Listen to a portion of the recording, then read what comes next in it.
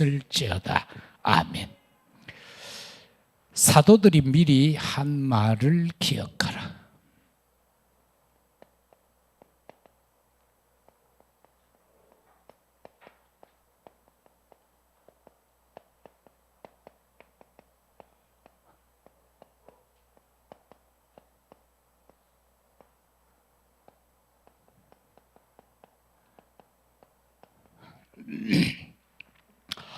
우리는 계속해서 믿음의 선조들이 선포해준, 전달해준 그 말씀을 받아서 여기까지 왔습니다.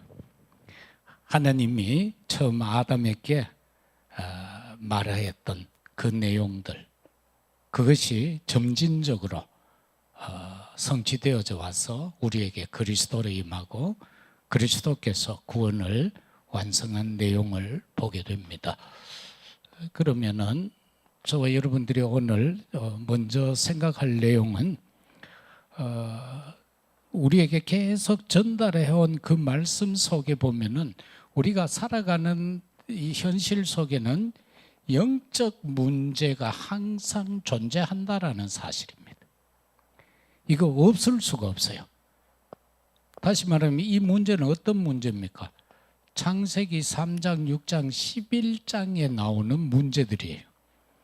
불순종해서 하나님의 말씀에 의심을 품고 그 불순종하는, 그래서 근본 문제에 빠져버리는 것. 그리고 한 시대 속에서 이 레피림의 역사 속에서 그 문화에 이끌려 가버리는 것. 오늘날도 그렇잖아요. 뭐 K-팝, 뭐 K-문학하고 막 이러면서 아이들이 다 그리로 딸려가 버려요. 그리 다시 말하면 교회 문화가 아이들에게 들어갈 수 있는 여지가 없는 거예요. 옛날에는 교회 문화가 우리 때만 해도 세상 문화를 지배했어요. 그래서 교회 안 다녀도 아이들이 교회 노래를 따라했어요. 사과 같은 내 얼굴 반짝반짝하고 욕하면 이렇게 교회에서 부르는 찬양이 그냥 사회에서도 통용이 되어졌다니까. 그러나 지금은 교회 안에서 세상식으로 해야 되는 거예요. 그래서 사람을 막 모으려고 저쪽에 그 뭡니까? 저 대곡 쪽에 가면은 통합측 어느 교회인데 그거는 심심하면은 또로또 가수들을 불러다가 가서 막 트로트하고 해요. 사람들 모으려고. 이런 식으로 세상 문화가 교회를 지배해버려요. 이런 영적 문제가 지금도 세상에는 가득하다는 겁니다. 그 다음에는 이 문화 문제죠. 이 문화 문제는 딴 거 아니에요. 이 귀신의 문화인데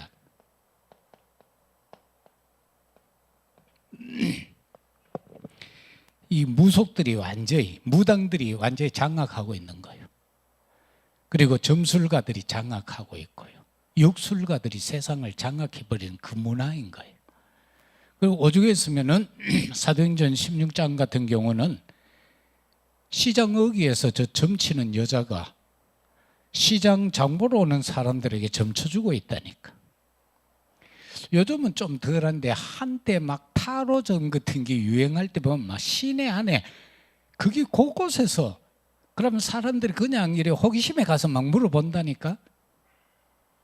그 뭐 믿고 안 믿고를 떠나서 막 청년들 그냥 그거 다가가 그냥 한번 물어보는 거예요.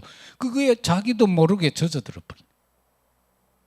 그럼 자기도 모르게 하나님이 싫어한 자리에 있게 된 거예요. 그래서 이런 문화, 그리고는 뭐 육신 문제가 이렇게 되니까 자연스럽게 육신 문제는 따라올 수밖에 없죠. 이게 바로 불신자 상태. 뭐 수만 가지가 되겠지만은 우리가 간단하게 정리해서 6가지. 영적 문제, 정신 문제, 막 요새는 뭐 우울증, 조울증, 공황증, 뭐 환청 들리고 뭐 갖가지 중독되고 막 난린 거예요. 교회는 멀쩡하게 오는데 대다수 뭐 청소년들은 보면은 게임 중독이요. 인터넷 중독이고요. 신학교 안에도 인터넷 때문에 교역자들이 자기 사역이 안 된 아들이 많잖아요. 시간만 나면은 모니터 앞에 앉아가 인터넷하고 앉았는 거예요. 이거를 이 문화에서 못 벗어나는 거예요. 그래서 이런 걸로 인해서 막 갖가지 그 질병화 되어지기 때문에 여기에 대한 치유로 답을 줘야 된다. 이게 금토일 시대의 한 요소인 거예요. 그래서 될 수만 금요일에 모여서 치유 메시지로 같이 말씀 받고 기도하고 이렇게 되어져 가는 그 방향으로 이끌어야 된다는 거. 본론에 들어가서 첫째는 마지막 때에 조롱하는 사탄의 속임이 있어요. 속성으로 해놨는데요.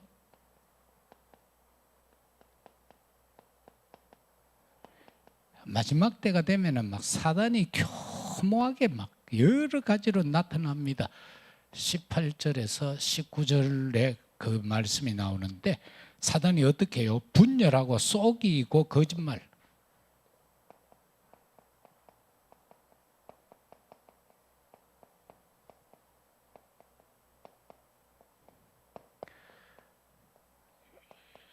너희 아비 마귀가 하는 짓거리인 거예요. 이거는 마귀가 하는 일이에요. 이게 막 분열시키고 막 속이고요. 그런 거 하면은 막 거짓말하는 거예요. 그리고는 자꾸 육에 속하도록 만들어요.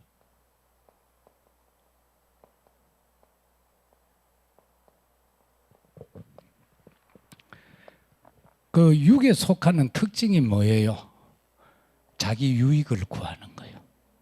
그리고 자기의 이익만 추구하는 거예요. 육에 속하면은 자기 자랑만 해요. 그리고 명예욕에 잡히게 돼요. 그리고 육에 속하면은 돈을 사랑하게 돼요. 돈은 우리에게 필요한 것이지만 돈은 사랑의 대상이 아니에요. 우리에게 있어서 사랑의 대상은 오직 성삼위 하나님밖에 없어야 돼요. 참 잘 안 되는 거지만 그렇게 돼야 되는 거예요. 그 다음에는 이 사탄의 속성에 빠져버리면은 뭐가 되는가 하면은 성령이 없는 자가 되죠.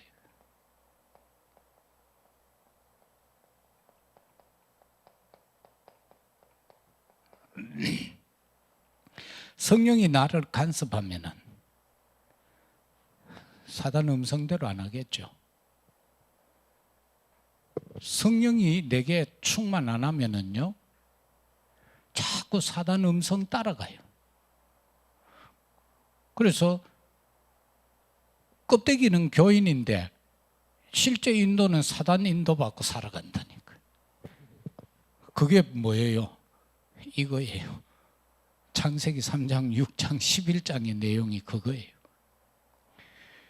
특히 6장에 보면 뭐가 나와요? 하나님의 아들들이 사람의 딸들의 아름다움에 취하여 서로 취했다 그렇게 결혼하고. 언약이 기준이 아니고 아름다움이 기준인 거예요. 오늘날도 이게 있잖아요. 정말로 하나님의 백성은 하나님의 언약을 따라서 해야 되는데 결혼 조건이 그게 아니다라는 거예요. 근데 하나님은 변개치 않는데 시대에 따라서 사람들이 그렇게 바꿔 가버리는 거예요. 그래서 결국은 네피림 시대단 말이에요. 오늘도.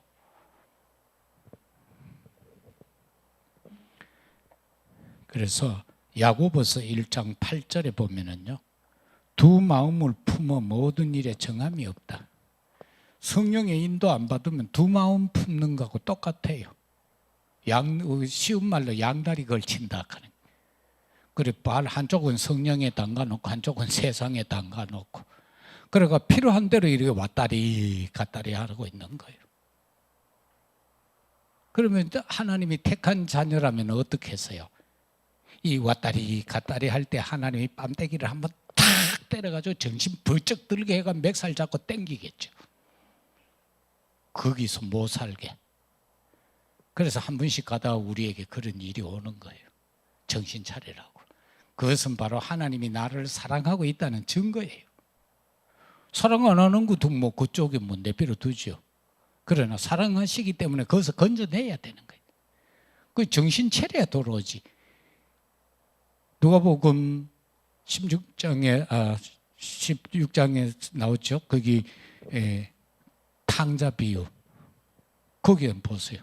그 탕자가 바깥에 가가 막 돈 유산 미리 땡겨서 가는 거예요. 그래서 갑을 했어요. 아버지한테. 아버지 안주 멀쩡히 두 눈 뜨고 시퍼렇게 살아있는 아버지 앞에 가가 내 나중에 줄 유산 내놓으라는 거예요. 뭐 할래? 내 저 바깥에 가 좀 살다 와야 되겠다. 돈 있을 땐 친구들 얼마나 많아요. 근데 돈이 떨어지니까 친구가 하나도 없는 거예요. 그래 나중에 가니까 도와줄 사람이 하나도 없어. 야, 라면 한 끼만 한 그릇만 사줘 해도 전부 모른다는 길. 그래서 할 수 없어서 가는 데가 어디요? 농장에 취직을 했는데 잠자리도 없어요. 돼지, 그 보면 돼지와 같이 잤다고 돼 있어요. 그래서 돼지가 먹는 쥐연 열매를 먹고 살았어요. 근데 이제 정신이 들어요. 내 아버지 집에는 종도 많은데 비피할 집도 있는데 옷도 있는데 나는 이게 뭐고? 그래 이제 가자. 가서 아버지 집에 가서 아들이 아니라 종살이 해야 되겠다. 머슴살로 가는 거예요. 그러나 아버지의 마음은 아들이지 그게 어디 머슴이에요? 아들이 나간 이후로 벌써 망루에 올라가가 매일 아들이 간 방향을 예의주시하고 있는 거예요. 그런데 어느 날 오거든. 길이 먼데 아들 눈에는 아버지가 안 보여요. 길이 멀어서. 망루에 있는 아버지가 안 보이는데 아버지 눈에는 회개하고 돌아오는 아들이 보이는 거예요. 그거 보면 상거가 먼데. 그래 부둥켜 안고 영접해서 씻고 세마포 입히고 그 아들의 신분이 뭡니까? 가락지 하고 그냥 또 맨입에 있으면 안 되잖아. 온 동네 초청해가 잔치하잖아. 그래 이게 바로 낙심된 자나 새신자 하나가 돌아오면 교회는 막 기뻐하면 묵은디가 앉아가 그렇게 해요. 나는 라면 한 그릇도 안 주고 박수 한 번도 안 쳐주고 오늘 처음 오는 사람은 막 박수 쳐주고 이래도 삐질 수가 있다고. 그게 장자야. 들판에가 일하고 오니까 막 난리 났거든. 아버지 이거 뭡니까?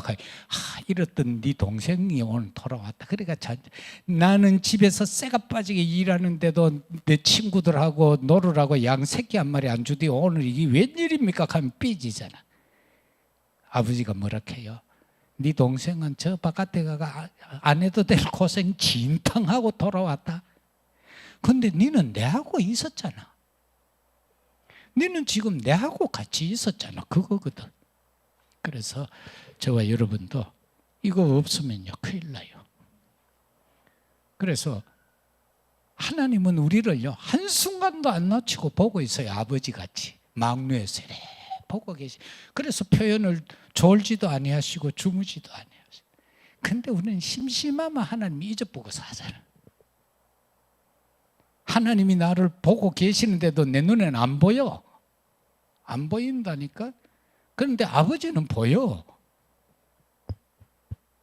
그 내용을 우리가 좀 깨달으면은요 신앙생활하는데 도움이 됩니다. 두 번째는 하나님의 사랑 안에서 자신을 지키는 빛의 삶.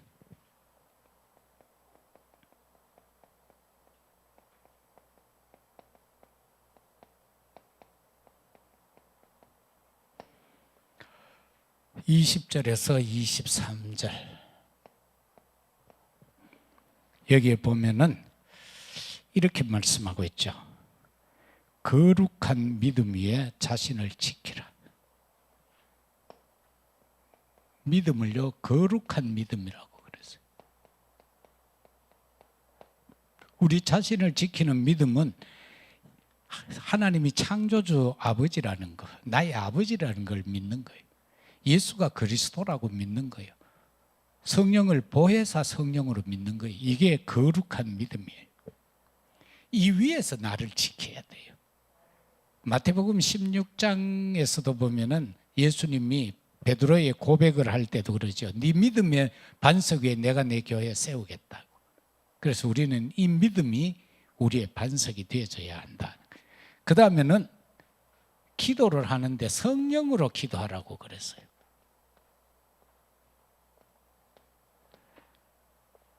성령이 역사하지 않는 기도는 중언부언하는 기도예요. 그래서 성령 역사 안에서 기도할 수 있어야 되고요. 그 다음에는 주 예수 그리스도의 긍휼을 입어야 돼요. 주님이 우리에게 긍휼을 안 베푸면은요, 우리 있을 수가 없어요. 존재할 수가 없어요. 오늘도 주의 긍휼로 인하여 우리가 여기 와 있는 거예요. 그래서 나도 누군가에게 긍휼을 베풀어야 돼요. 네가 긍휼히 여김을 받기를 원하느냐? 그럼 누군가를 긍휼히 여기라는 거예요. 그게 믿음의 삶의 표본이죠. 그래서 야고보서 2장 13절에 보면은요, 야고보서 2장 13절에 보면은 이런 말이 있어요. 긍휼은 심판도 이긴다. 긍휼히 여김이 심판도 이긴다는 거예요. 하나님은 긍휼히 여기는 자를 심판에서 제외시켜 주는 거예요. 그런가 하면은 야고보서 2장 5절에서는 사랑하는 자에게는 약속의 나라를 상속한다. 여기에서 하나님이 우리를 사랑하는 거죠. 그렇기 때문에 하나님의 나라가 내게 지금 상속된 거예요. 그래서 바울은 그걸 깨달았기 때문에 나는 이 땅에 발을 딛고 살지만은 나는 배경이 하나님의 나라다. 그렇게 고백을 하게 된 겁니다. 그런가 하면은 디모데전서 6장 10절에 보면은 돈을 사랑하는 것이 일만 악의 뿌리다. 그래서 돈은 사랑하지 마라 그랬어요. 돈은 우리에게 그저 경제에 필요한 도구지 사랑의 대상이 아니에요. 그런데 이 고린도 이 디모데를 통해서 바울이 이렇게 말하는 건 그 시대에 막 상업이 발달하고 이렇게 하니까 막 사람들이 돈에 전부 훌딱 다 넘어간 거예요. 그래서 거룩이 없어져 버렸다. 오로지 돈 이렇게 되는 거예요. 그래서 이걸 저와 여러분들이 좀 붙잡아야 될 내용이고요. 그 다음에 세 번째는 사랑하는 자녀에게 주어지는 축복이 있습니다.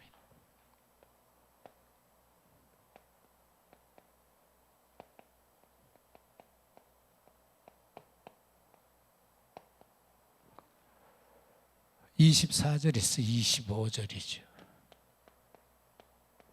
어떤 축복인가? 하나님의 보호를 받는다.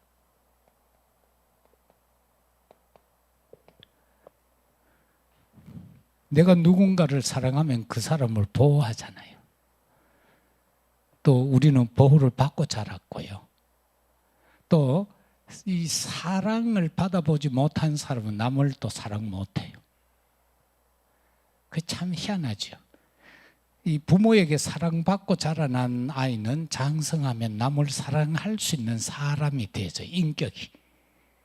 그런데 맨날 부모한테 천대받고 무시당하고 산 사람은요, 성장하면 삐딱하게 성장해버리는 거예요. 그래서 사회 나가 적응이 잘 안 돼. 그래서 하나님의 보호를 받고 거침없는 삶을 살 수 있다. 뭐 걸그치는 게 없는 거예요. 다시 말하면 탄탄대로가 되는 거예요. 이 하나님의 사랑하는 자녀에게 주어진 축복이에요. 이게 대로가 활짝 열린다. 이사야 62장에서도 그 대로에 길을 수축하고 길을 들고 이렇게 되어져 나가는 상황이 나오죠. 그 다음에는 하나님의 사랑하는 자에게 주어지는 축복은 하나님의 영광을 보는 거죠.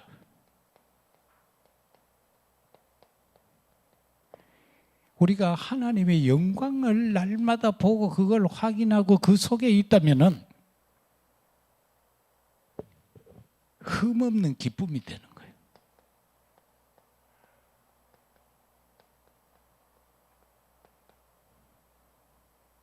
이 흠이 없는 기쁨이니까 완전한 기쁨이죠. 그래서 하나님의 영광이 축복으로 주어진다. 그래서 내 삶을 통하여 하나님이 그냥 영광 받으시는 거예요. 그게 바로 이 축복이다. 그리고 1부 때, 2부 때도 말씀을 드린 것처럼 우리가 하나님을 사랑한다면 죄하고는 멀어진다. 하나님을 사랑하는 자는 죄하고는 멀어진다. 우리가 딴 일 하려고 하다가도 진짜 사랑하는 자라면 거기에서 벗어날 수가 있다. 그래서 결론은 25절 말씀입니다. 25절에 곧 우리 구주 홀로 하나이신 하나님께 우리 주 예수 그리스도로 말미암아 영광, 위엄, 권력, 권세, 이게 영원 전부터 지금 현재와 영원토록 있을지어다. 이게 사도들이 우리에게 남긴 말씀이에요. 진짜 우리가 그리스도를 믿는다면, 하나님을 믿는 자에게, 특히 이 지금 이 요한 1서나 요쪽에 또 유다서까지 보면은 이 당시에 이 많은 영적인 문제 때문에 일어나는 영지주의에 대해서 되게 경계하고 있는 그런 말씀들이거든요.